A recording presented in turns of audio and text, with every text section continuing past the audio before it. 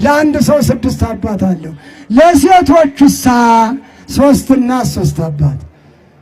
ዛሬ ግን እስቲ እና አባ ኪዳነ ማርያም ሞክሼ እና ልሳነ ወርቅ ወዳጅ አለኝ ተያብራ አደጌ እንነጋገር።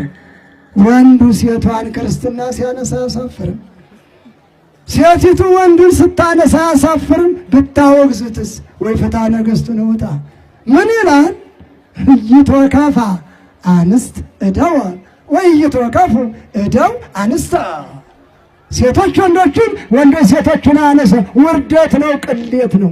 ወንድ ሆኖ ክርስትና እናትሽ፣ ሴትና ክርስትና አባትህ። አይ ውርደት! ለዚህ ማተብ ሲያስሩ ክርስትና ደገምነ ሲሉ ካህናት ቢመልሱትስ ድግሱስ ይቀራል? ሂድ ተበላሽቷል። መረጨቱን እንጂ ጥምቀቱን ቀርቷል። ስም ብቻ ነው። ሂድ እውነት እንነጋገር። እናንተ ጋር አይደለም። እናንተማ ፀሐይ ሲወጣ ነው የምትባለው።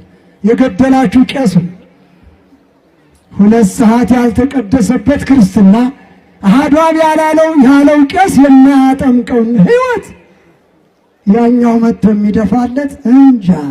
ሃይማኖቱም ያሰጋል።